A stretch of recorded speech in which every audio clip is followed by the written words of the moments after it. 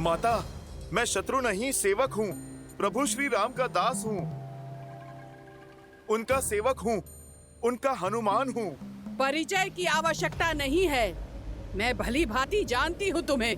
वही हनुमान हो जिसने मेरे पुत्र राहु का अधिकार छीन लिया। सूर्य को खाने का अधिकार केवल मेरा है। ये रसीला फल मैं ही खाऊंगा।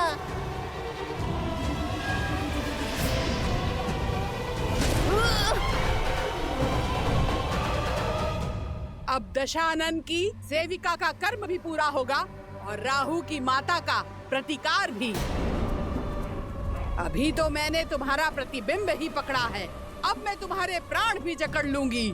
इतना बड़ा आकार है और एक नन्ही सी बात समझ नहीं आती। एक तो मैं प्रभु श्री राम का सेवक हूँ और उस पे अपनी माता की खोज पर जा रहा हूँ। भगवान का आदेश पाया भक्त और माता की पीड़ा में उलझे पुत्र का मार्ग नहीं रोकते, अन्यथा भारी पड़ जाता है। ये लंका का मार्ग है। यहाँ का भाग्य भी रावण है और भगवान भी, और मैं उनकी निष्ठावान दासी, जिसे दशानन ने बिन बुलाए अतिथियों का स्वागत करने के लिए ही रखा है। आओ, स्वागत ग्रहण करो।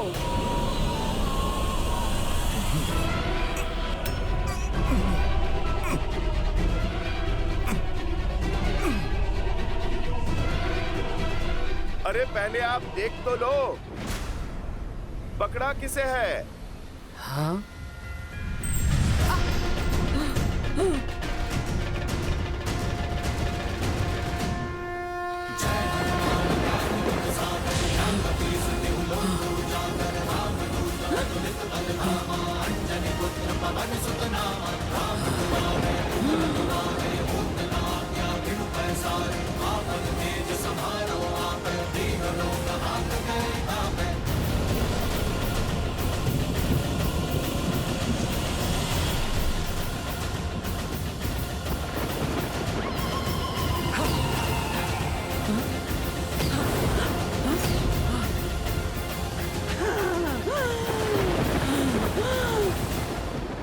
दुष्ट मायावी वानर, सिंहिका से खेलते हो? मेरे प्रकोप से बचोगे नहीं। जिसके पास प्रभु श्री राम का नाम, उसे किसी कोप से क्या भय?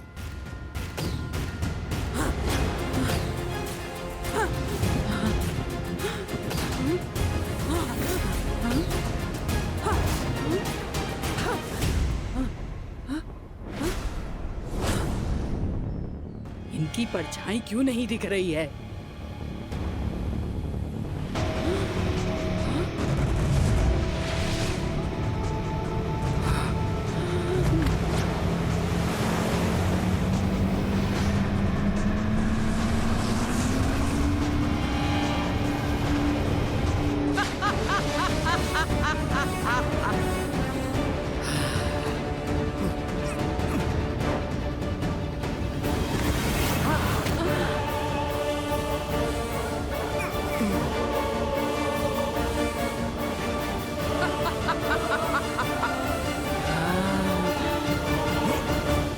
पकड़े गए ना वानर, अब मरने के लिए सज्ज हो जाओ। जितना छटपटाना है छटपटा ले, अब तेरी कोई युक्ति काम नहीं आने वाली। जैसी आपकी इच्छा, राहु की माता।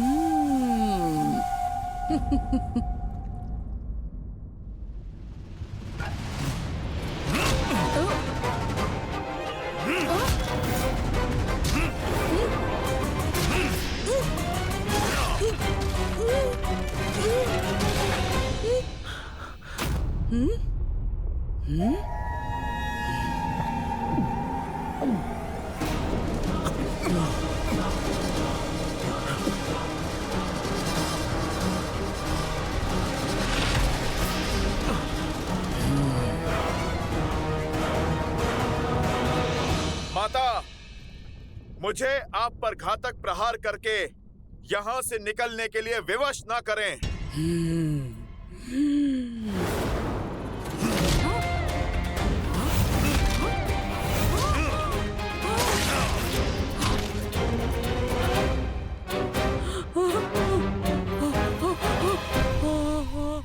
इतना समझाने के बाद भी आप नहीं समझी। उद्देश्य बहुत ही बड़ा है और समय बहुत कम। मुझे जाना होगा। जय श्री राम।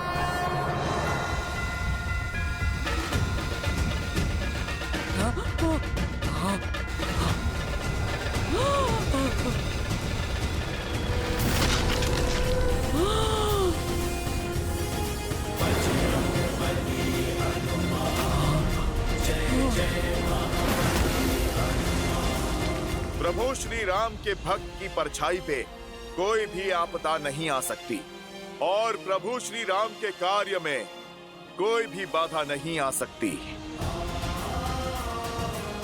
सीता माता मिलेंगी, खोजेगा उनका ये पुत्र हनुमान। जय श्री राम।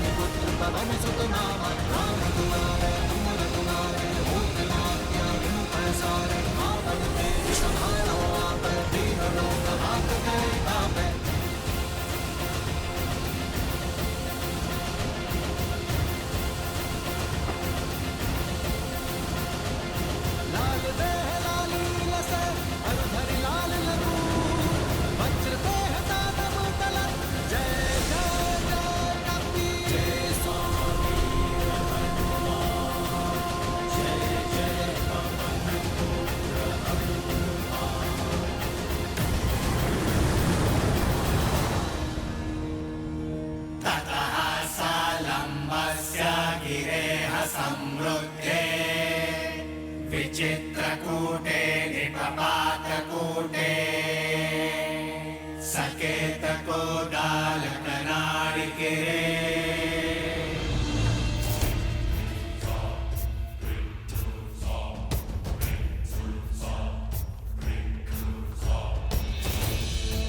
जाओ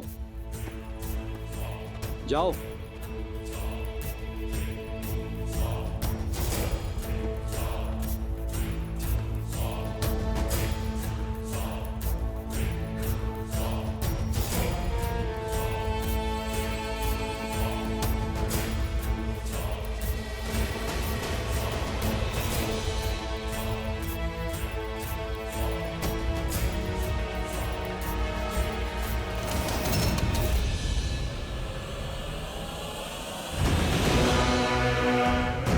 लंका में लंकिनी के आज्ञा के बिना पक्षी भी नहीं आ सकता।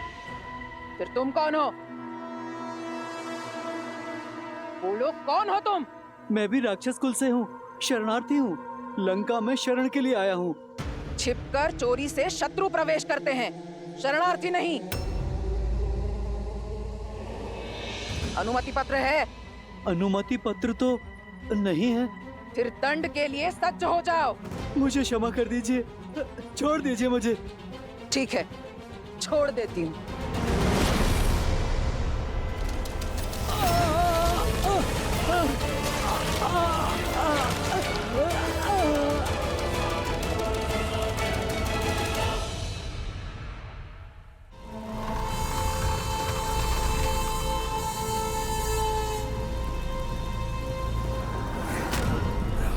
मुझे छिपकर लंका में प्रवेश करना होगा। किसी को मेरा भेद पता नहीं लगना चाहिए, अन्यथा माता सीता संकट में पड़ सकती है। जय श्री राम। जय श्री राम।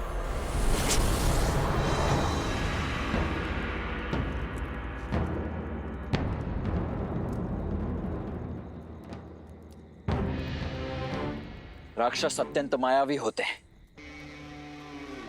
युद्ध में नियमों का पालन वो नहीं करेंगे। इसीलिए प्रत्येक क्षण, दिवस, रात्रि सदैव युद्ध के लिए सतर्क रहना हमें सीखना होगा। समझ रहे हैं आप सभी? हाथ में धनुष और बाण होने का अर्थ केवल इतना नहीं है कि प्रत्यंचा खींची और छोड़ दिया। आपकी भुजाओं का बल बाण में जाना चाहिए।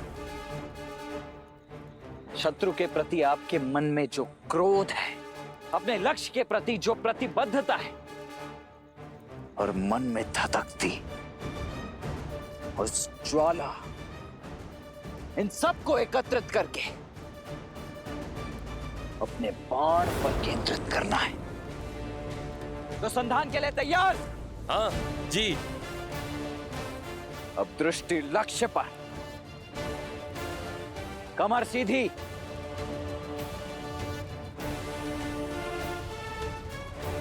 अब पूरा बल लगाकर खींचो। प्रहार!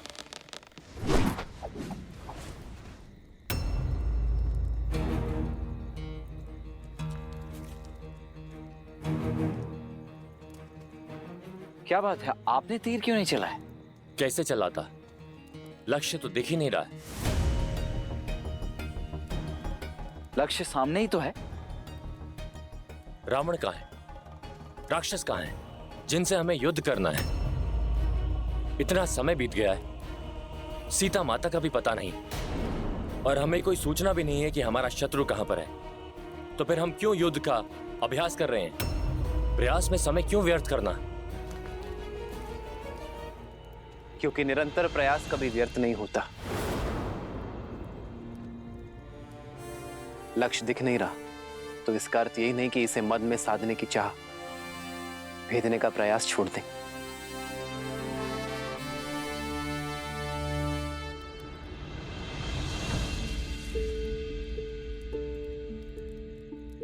जब बीज बोया जाता है तो ये नहीं पता होता कि वो अंकुरित कब होगा, किंतु फिर भी हम इसे सींचने का प्रयास करते रहते हैं, इस आशा के साथ कि ये बीज एक दिन अवश्य पनपेगा, और बीज भी इस आशा के साथ अंकुरित होने का प्रयास करता है कि उसे सिंचाई मिलती रहेगी। यदि सींचने वाला ही आशा और प्रयास दोनों छोड़ दे तो ये बीज अंकुरित होकर भी वृक्ष नहीं बन पाएगा।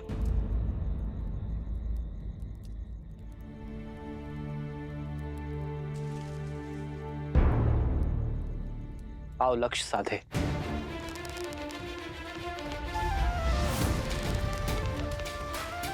दृष्टि लक्ष्य पर, भुजाओं का बल बाण पर केंद्रित, और हां, मन संतुलित रहे। इसमें न्याय का आवेग होना चाहिए, भावनाओं का उद्वेग नहीं।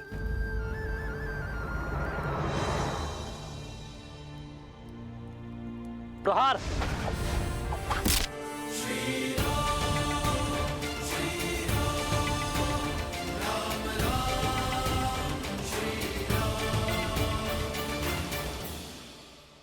और स्मरण रहे, जिस लक्ष्य की खोज में हम हैं, उसका बीज बनकर वीर महाबली संकट मोचन हनुमान गए हैं। आशा का अंकुर अवश्य फूटेगा। जय महावीर हनुमान, जय जय पवन पुत्र हनुमान, बजरंग बली हनुमान, जय जय महाबली हनुमान।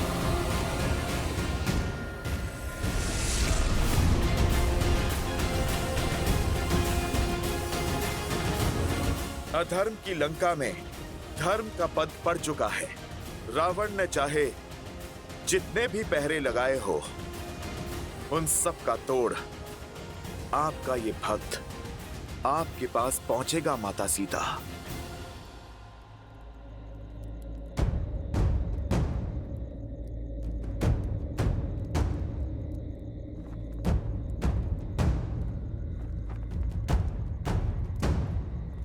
जय श्री राम। मसक समान रूप कपी धरी, लंकहि चले सुमीर नर हरि। इस छोटे से छिद्र से मैं लंका में प्रवेश करूंगा। किसी की भी दृष्टि नहीं जा पाएगी मुझ पर। शिवाय शिवाय ओम नमः शिवाय ओम नमः शिवाय शिवाय ओम नमः शिवाय ओम नमः शिवाय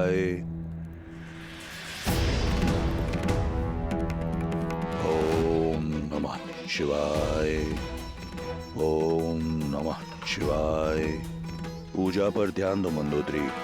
इस बात ही आंचल का झुलसना किसी अनिष्ट का सूचक है दशानन। महादेव के समक्ष किस बात का भय? जिस रावण को कालों के काल महाकाल का आशीर्वाद प्राप्त हो, उसके परिवार में, उसकी लंका में कोई अनिष्ट नहीं हो सकता। काल और भाग्य किसी के दास नहीं होते हैं दशानन।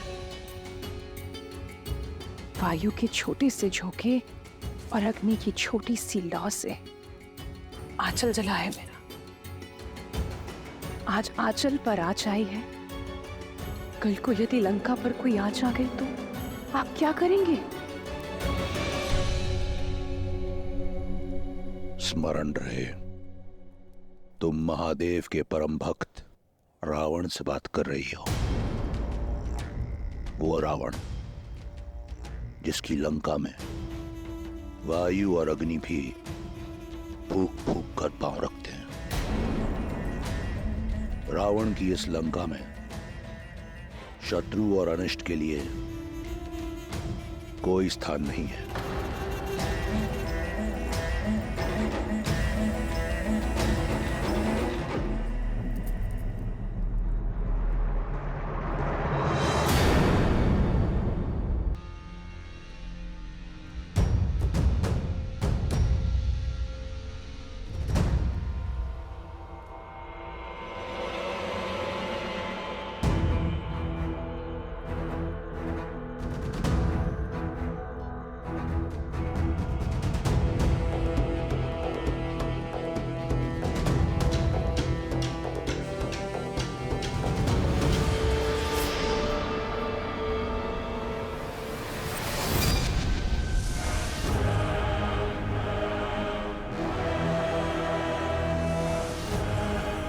आज लंका में बहुत अतिथि बिना अनुमति के प्रवेश कर रहे हैं। एक तो मकरों का भोजन बन गया, किंतु तुम तो दांतों में ही अटक जाओगे। माता, दंड तो दुष्टों को दिया जाता है, उत्सुकों को नहीं। इस स्वर्ण लंका के बारे में इतना सुना है कि मुझसे रहा नहीं गया, तो बस मैं देखने चला आया। माता, मैं भीतर जाऊं, बस भ्रमण करके लौट आऊंगा। मृत्यु की इच्छा रखने वाले ही रावण की इस लंका में बिना अनुमति के पग धरते हैं। यदि मैं तुम्हारे मंतव्य से संतुष्ट नहीं हुई तो मैं तुम्हें भीतर प्रवेश नहीं करने दूंगी। अपना परिचय दो। माता, कहा आपको तो आप अपना पुत्र ही समझ लीजिए।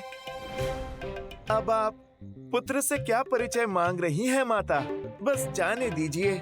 जाना है तो जाओ, किंतु भीतर नहीं, सीधा यमलोक।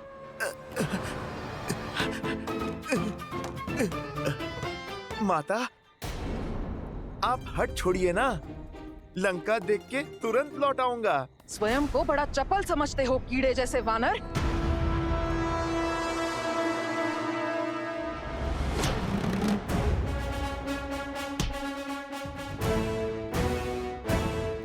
माता, मैं कोई कीट थोड़े ही हूँ जो आप हाथ से मार रही हैं।